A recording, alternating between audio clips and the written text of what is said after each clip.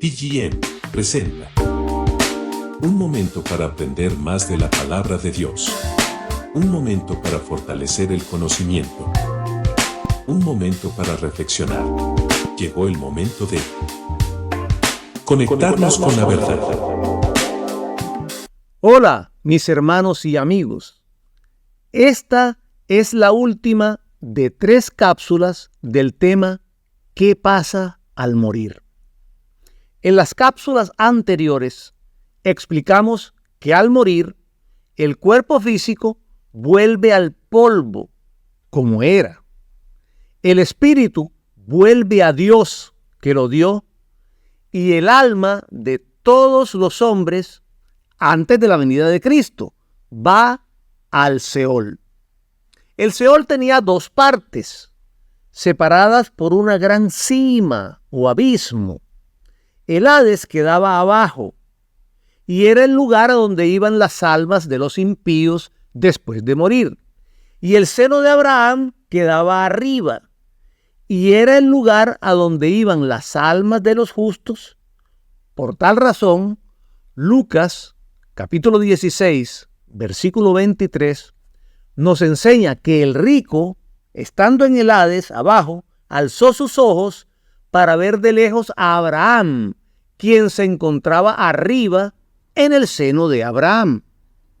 Había un gran abismo que impedía que las almas que estaban arriba en el seno de Abraham pudieran bajar al Hades o viceversa. También explicamos que el Hades, como el lago de fuego que arde con azufre, eran 2 partes del infierno. El Abadón es un gran abismo que también hace parte del infierno. El Abadón es mencionado 7 veces en la Biblia y tiene por rey a un ángel con el mismo nombre. Apocalipsis, capítulo 9, versículo 11, nos enseña que el nombre del ángel en hebreo es Abadón y el nombre de ese ángel en griego es Apolión. Este ángel no permite que salgan los espíritus encarcelados en ese lugar. En el Abadón no hay ningún alma humana, sino solamente espíritus inmundos encarcelados, demonios que cometieron un crimen atroz antes del diluvio y ahora están en prisión y no se les permite salir del abismo. Segunda de Pedro, capítulo 2, versículo 4. Porque si Dios no perdonó a los ángeles que pecaron, sino que arrojándolos al infierno, los entregó a prisiones de oscuridad para ser reservados al juicio. Judas, versículo 6. Y a los ángeles que no guardaron su dignidad, sino que abandonaron su propia morada, los ha guardado bajo oscuridad, en prisiones eternas para el juicio del gran día. Después de su muerte, Jesús descendió al infierno, visitó el lugar de cautiverio de estos ángeles que pecaron y estaban en el Abadón y les predicó su victoria sobre ellos en la cruz del Calvario. En la resurrección, al vencer la muerte, Cristo triunfa sobre ellos definitivamente. Primero de Pedro, capítulo 3, versículos 18 y 19. Porque también Cristo padeció una vez por los pecados, el justo por los injustos, para llevarnos a Dios, siendo a la verdad muerto en la carne, pero vivificado en el Espíritu, en el cual también fue y predicó a los espíritus encarcelados. Ahí se refiere a los espíritus encarcelados en el Abadón. Todos esos espíritus encarcelados ven a Cristo con toda su gloria, llevando a cabo una victoria contundente sobre ellos. Colosenses, capítulo 2, versículo 15. Este texto nos enseña que el resto de los espíritus que no estaban encarcelados ya habían sido exhibidos públicamente cuando Cristo triunfó sobre ellos en la cruz. Esta victoria sobre la muerte la explicamos detalladamente en cápsulas anteriores. Jesús muere y como todos los justos, su alma se dirige a la parte del Seol llamada seno de Abraham. Ya estaba profetizado en Salmos capítulo 16, versículo 10, que el Padre no dejaría el alma de Jesús en el Seol, ni permitiría que su cuerpo se corrompiera, ya que la muerte no tenía ningún poder sobre él. Vamos a proyectar nuevamente el gráfico que diseñamos para ilustrar esta verdad bíblica. Imaginemos que la muerte es este monstruo alado que tiene un aguijón que es el pecado. Primera de Corintios, capítulo 15, versículo 56. Ya que el aguijón de la muerte es el pecado. Sabemos que toda la humanidad voluntariamente ha dejado que la muerte le inyecte su aguijón, o sea, el pecado.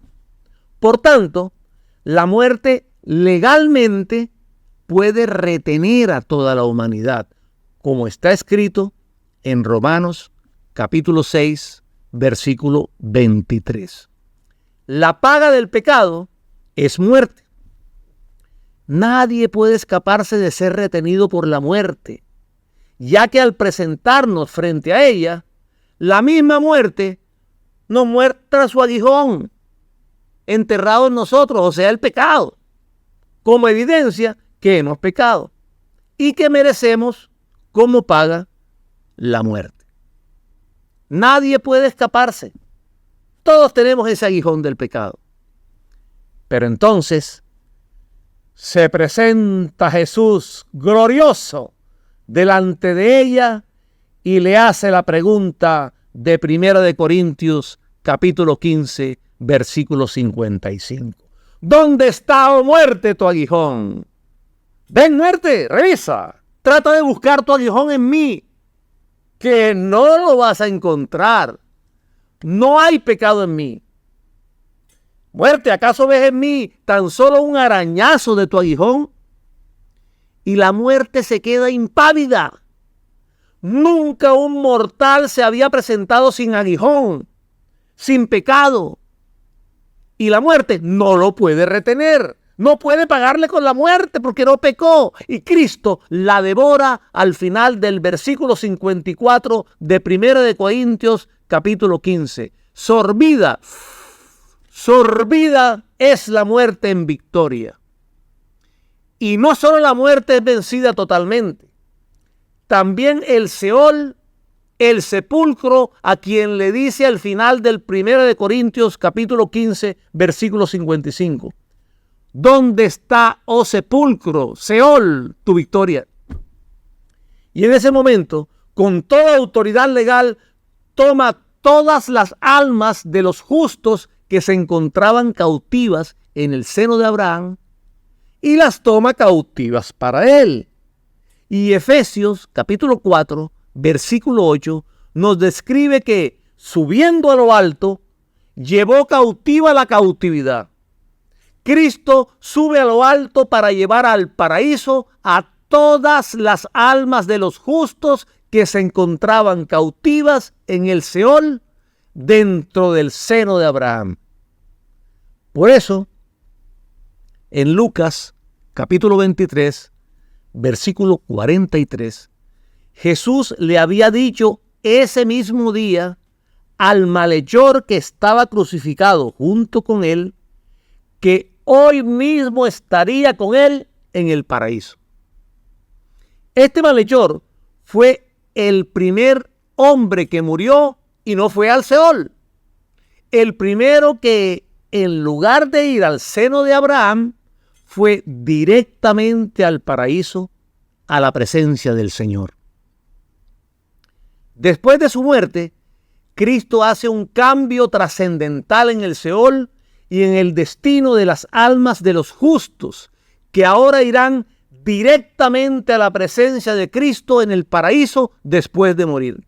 Segunda de Corintios, capítulo 5, versículo 8, nos confirma a todos los creyentes que al morir, cuando estemos ausentes de este cuerpo físico, estaremos presentes delante del Señor. Efesios capítulo 4, versículos 8 al 10. Por lo cual dice, subiendo a lo alto, llevó cautiva la cautividad. Aquí el apóstol Pablo está repitiendo lo profetizado en Salmos capítulo 68, versículo 18, que significa que rescató a todos los justos que estaban cautivos en el seno de Abraham y los llevó al paraíso. Continúa la cita bíblica. Y dio dones a los hombres. Y eso de que subió, bueno, aquí se refiere a que subió al paraíso con todas las almas rescatadas.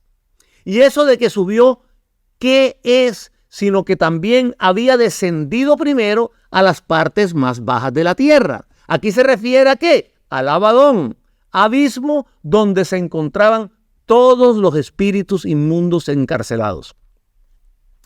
El que descendió es el mismo que también subió por encima de todos los cielos para llenarlo todo. Este texto bíblico nos describe cuando Cristo, en victoria, desciende primero a las partes más bajas de la tierra, al abismo, al Abadón, como vimos anteriormente. Luego se dirige a rescatar a todos los justos que estaban cautivos en la parte del Seol llamada seno de Abraham, para llevarlos con él al paraíso. Pero el destino de las almas de los impíos sigue siendo la misma, el Hades. Fíjense que la Biblia nos enseña en Isaías capítulo 5, versículo 14, que Cristo ensancha el interior del Seol. El Hades, que estaba en el interior del Seol, Cristo lo ensancha hasta que llegue a ocupar todo el Seol, inclusive la parte que ocupaba anteriormente el seno de Abraham. Ahora, el Hades, con sus llamas de fuego, ocupa todo el Seol, y ese lugar será el destino temporal de las almas de los impíos que mueran después de la muerte y resurrección de Cristo. Isaías, capítulo 5, versículos 8 al 14. Ay de los que juntan casa a casa y añaden heredad a heredad hasta ocuparlo todo. ¿Habitaréis vosotros solos en medio de la tierra? Ha llegado a mis oídos de parte de Jehová de los ejércitos que las muchas casas han de quedar asoladas, sin morador, las grandes y hermosas. Y 10 yugadas de viña producirán un bato, y un homer de semilla producirá un efa. Ay de los que se levantan de mañana para seguir la embriaguez, que se están hasta la noche, hasta que el vino los enciende. Y en sus banquetes hay arpas, vihuelas, tamboriles, flautas y vino. Y no miran la obra de Jehová, ni consideran la obra de sus manos. Por tanto, mi pueblo fue llevado cautivo porque no tuvo conocimiento, y su gloria pereció de hambre, y su multitud se secó de sed. Por esto mismo, por todo el pecado que había en el mundo, por todo el pecado de estos pecadores, por eso ensanchó su interior el Seol, y sin medida extendió su boca, y allá descenderá la gloria de ellos, y su multitud, y su fausto, y el que en él se regocijaba. Resumiendo, en el estado intermedio, el destino temporal del cuerpo físico siempre será el mismo, regresa al polvo como era. El destino temporal del espíritu también será el mismo durante todo el estado intermedio, regresa a Dios que lo dio. el destino del alma de los justos cambia de lugar durante el estado intermedio. Antes de la venida de Cristo, el alma de los justos iba al seno de Abraham. Y después de la venida de Cristo, su destino es el paraíso, para estar siempre con el Señor. Por último, el alma de los impíos siempre tendrá el mismo destino, el Hades, que antes de la venida de Cristo se encontraba en el Seol junto con el seno de Abraham. Y después de la venida de Cristo, su interior es ensanchado para que ocupe todo el Seol, incluyendo la parte ocupada anteriormente por el seno de Abraham. El estado intermedio termina con la resurrección de los muertos. Juan, capítulo 5, versículo 29. Y los que hicieron lo bueno saldrán a resurrección de vida, mas los que hicieron lo malo a resurrección de condenación. Miren que la Biblia enseña que habrá dos resurrecciones. La primera será la resurrección de los justos, llamada la primera resurrección o la resurrección de vida. Juan, capítulo 5, versículo 25. De cierto os digo, viene la hora, y ahora es, cuando los muertos oirán la voz del Hijo de Dios, y los que la oyeren vivirán. 1000 años después de la primera resurrección, o sea, la resurrección de vida, vendrá la segunda resurrección, la cual se llevará a cabo después del milenio, y es llamada en la Biblia como segunda resurrección o como la resurrección de condenación. En cuanto a la resurrección de vida, la Biblia nos enseña que también habrá dos. La primera resurrección de vida se llevará a cabo en el arrebatamiento de la iglesia.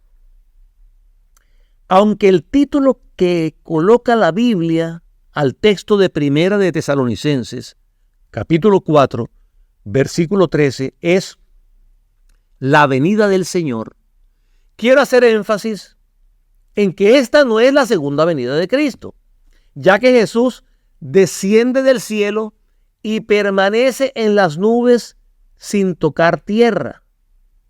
Dios trae con Jesús a las almas de los que durmieron con él para tomar los mismos cuerpos que tenían antes, los cuales, por el poder de Cristo, resucitan glorificados. Me gustaría que tuvieran claro lo que significa para el cuerpo estar glorificado. Un cuerpo glorificado no está sujeto a los efectos de la muerte. ¿Qué efectos tiene la muerte en nuestro cuerpo? Todos sabemos que el efecto de la muerte sobre nuestro cuerpo son las enfermedades y hacerlo envejecer. Para explicar lo que significa envejecer, tendré que apelar un poco a la física y a la química. Todo nuestro cuerpo está formado por átomos de diferentes elementos. En la gráfica que tenemos proyectada, podemos ver que nuestro cuerpo está formado por un 65% de oxígeno, un 18% de carbono, un 10% de hidrógeno, un 3% de nitrógeno y el 4% restante está formado por muchísimos otros elementos. Dios tomó esos elementos y absolutamente con esa materia prima, nada más que esos elementos, los organizó, le dio orden y formó el cuerpo. Nosotros somos eso que leímos ahí. Si pudiéramos lograr que todos los átomos del cuerpo físico creado por Dios permanecieran en orden, como Dios lo hizo, nunca enfermaríamos, nunca envejeceríamos. O sea, que las enfermedades y el envejecimiento son un desorden ocasionado por la muerte. Si únicamente lográramos ordenar los átomos de nuestro cuerpo como estaban hace 20 años, rejuveneceríamos 20 años. Pero ninguno de nosotros tiene control sobre los elementos, sobre los átomos de nuestro cuerpo. Algo que posiblemente sí tendremos cuando estemos glorificados. Veamos un pequeño ejemplo de cómo opera la muerte sobre nuestro cuerpo físico. A la izquierda del gráfico que tenemos proyectado, vemos una piel joven, sin arrugas, y a la derecha una piel envejecida. La diferencia entre las dos simplemente es el orden de los átomos. Si logramos ordenar los átomos de la piel de la izquierda y ubicarlos en la misma posición de la piel de la derecha, rejuveneceríamos totalmente la piel. Pero ¿por qué ocurrió ese desorden? Veamos cómo ocurrió el envejecimiento de la piel de la derecha. La piel joven e hidratada de la izquierda se expuso al sol o a un ambiente muy seco. Los rayos del sol o el aire muy seco evaporaron el agua en la superficie de la piel, la cual quedó deshidratada. Ahora el cuerpo es diferente al formado por Dios, ya que carece de una cantidad de agua que Dios colocó en la piel y que ahora no existe porque el sol o el aire muy seco la evaporaron. El sol creó un desorden en los átomos de nuestro cuerpo. Hay una ausencia de agua. Pero fíjense, es imposible para el hombre tomarse un vaso de agua y dirigir el agua que se tomó a hidratar la piel que perdió su humedad. Eso no lo podemos hacer. Entonces, para suplir su deficiencia, las células superficiales de la piel se mueven hacia adentro para ir a buscar el agua ellas mismas en la capa interna de la piel. Cuando ella va a las capas internas de la piel, esto produce micro roturas internas que afectan la firmeza y producen las arrugas, como ven en el gráfico. Esa fisura que ven allí es lo que ha ocurrido.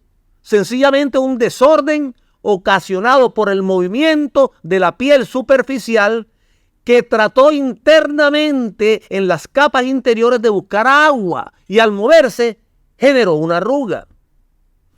Todo el envejecimiento y enfermedades en nuestro cuerpo son ocasionados sencillamente por un desorden molecular, por un desorden atómico. Por eso es imposible que nuestro cuerpo no glorificado pueda soportar el cielo o pueda soportar el infierno.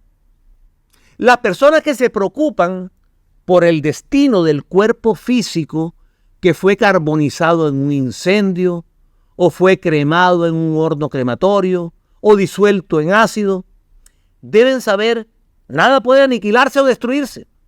Simplemente todo se transforma. Por lo que Dios, en la resurrección, reunirá nuevamente todos los átomos de nuestro cuerpo físico, estén donde estén, y los ordenará exactamente como fueron formados inicialmente. Vale la pena explicar que al resucitar no tendremos un cuerpo diferente. Será este mismo cuerpo que tenemos actualmente, pero glorificado. O sea, con la capacidad de no perder su orden y por lo tanto no enfermarse ni envejecer jamás.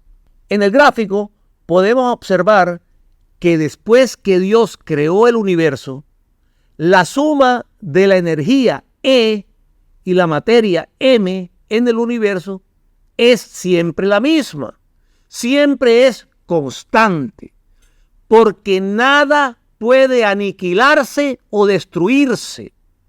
Lo único que podemos hacer con la materia y con la energía de nuestro cuerpo físico es transformarla, pero nunca desaparece, nunca podemos aniquilarla. En este otro gráfico vemos la famosa fórmula de Einstein, E igual m por c al cuadrado. que nos enseña que la energía puede convertirse en materia y viceversa.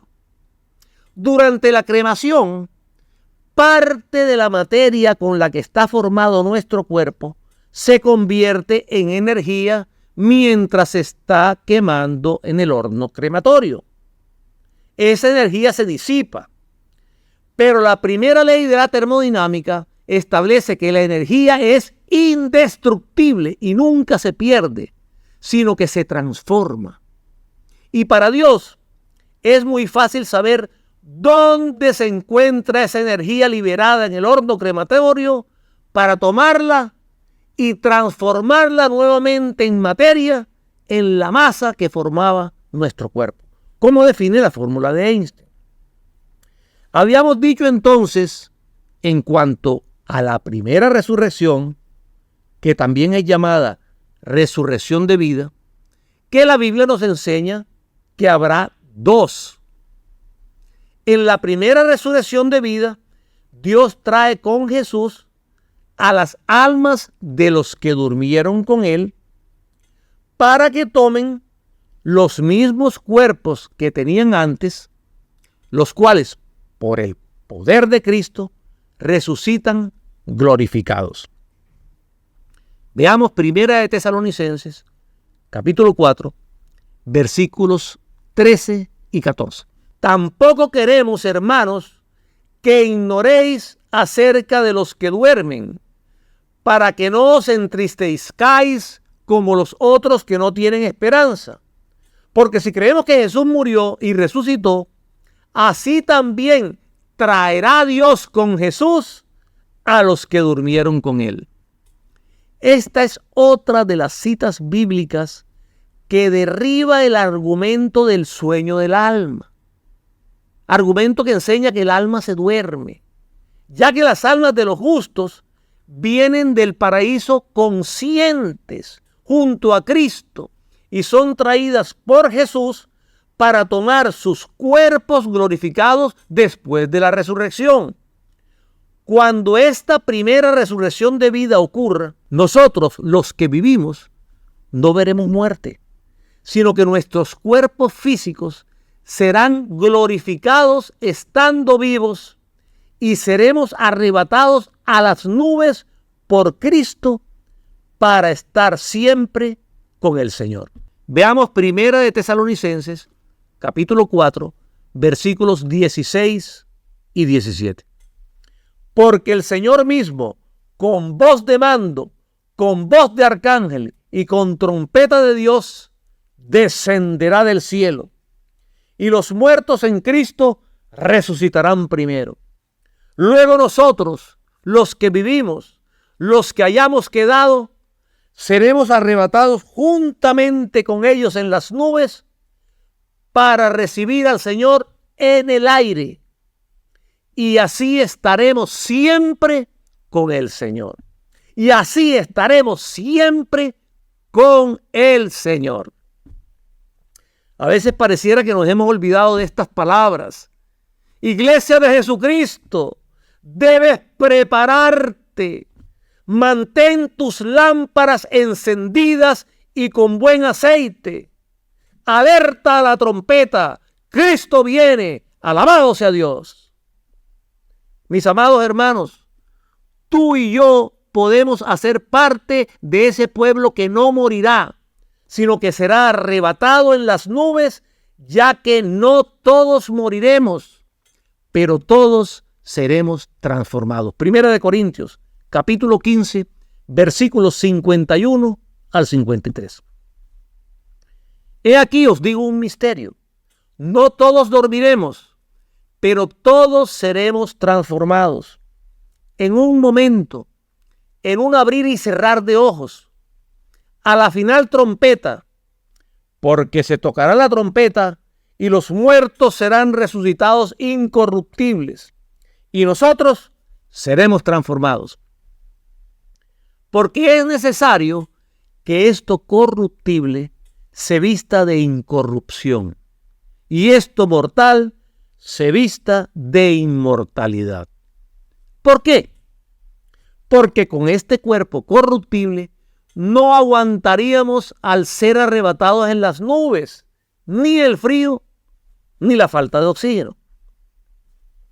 Necesitamos un cuerpo incorruptible, un cuerpo en perfecto orden y que no pierda ese orden, que tenga la capacidad de impedir cualquier desorden dentro de él. Después del arrebatamiento de la iglesia, vendrá la gran tribulación, que serán 7 años de aflicción sobre la tierra como nunca los ha habido. Mateo, capítulo 24, versículo 21.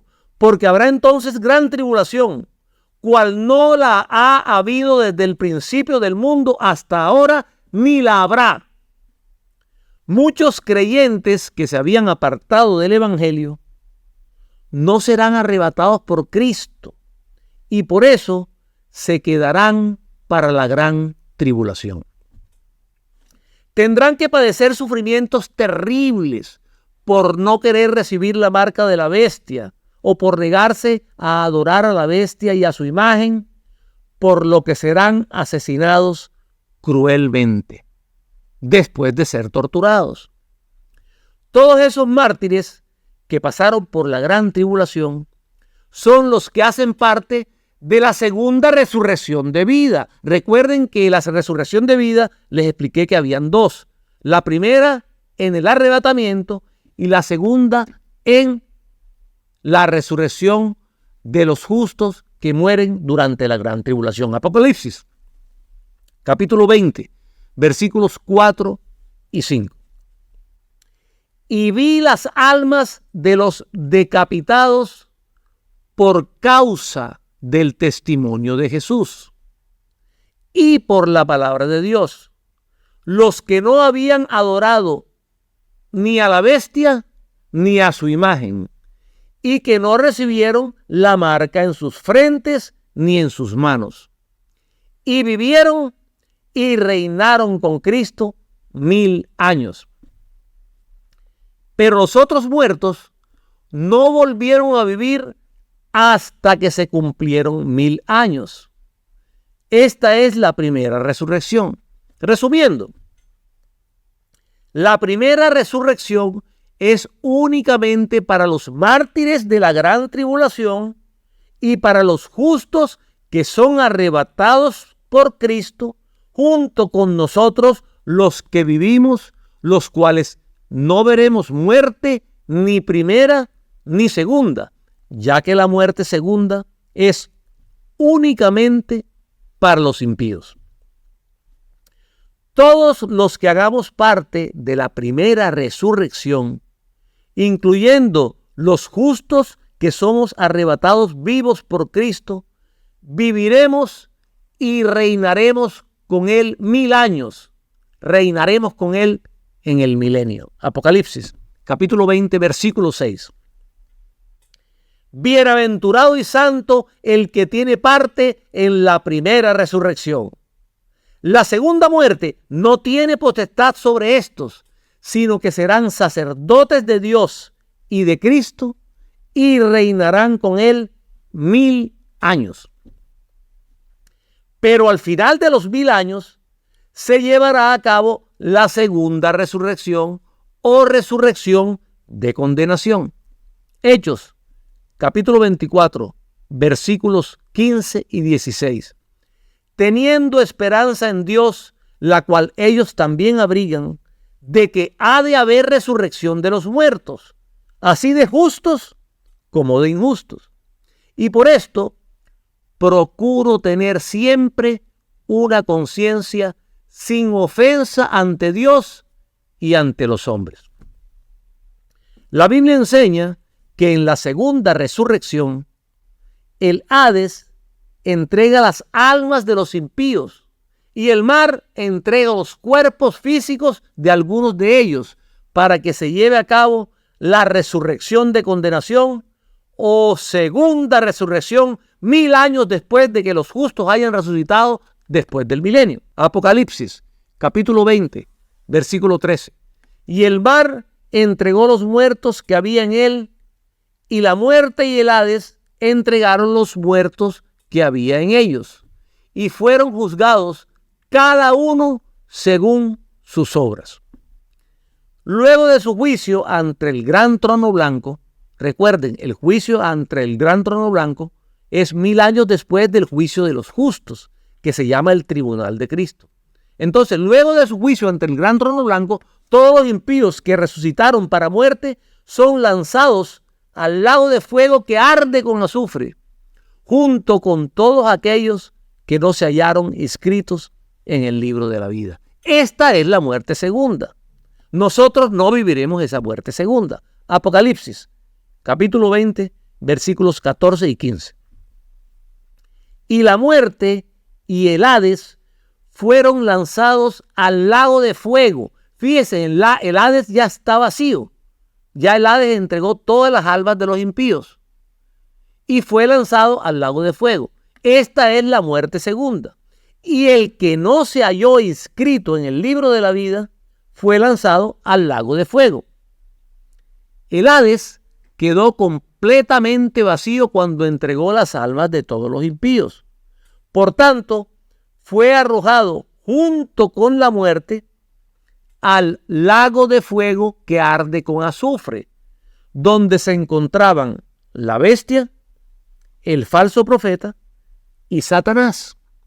Todos los que hagamos parte de la primera resurrección, o sea, la resurrección de vida, junto con los que estemos vivos durante la primera resurrección y seamos arrebatados en las nubes con Cristo, seremos salvos y juzgados ante el tribunal de Cristo para decidir si ganamos o perdemos galardones, pero no para decidir nuestra salvación, ya que todos somos salvos. Segunda de Corintios, capítulo 5, versículo 10. Porque es necesario que todos nosotros comparezcamos ante el tribunal de Cristo, para que cada uno reciba según lo que haya hecho mientras estaba en el cuerpo, sea bueno o sea malo. El tribunal de Cristo será el juicio para todos los que somos salvos. Por otro lado, todos los impíos que hagan parte de la segunda resurrección, o sea, la resurrección de condenación, después de ir a su juicio, que se llama el juicio ante el gran trono blanco, irán al lago de fuego que arde con azufre después de ser juzgados en ese gran trono blanco por Jesucristo para recibir menor o mayor condenación. Apocalipsis, capítulo 20, versículos 11 al 15. Después vi un gran trono blanco y al que estaba sentado en él. Los cielos y la tierra desaparecieron. Vi enfrente del trono a los muertos grandes y pequeños. El libro de la vida estaba abierto junto con otros libros.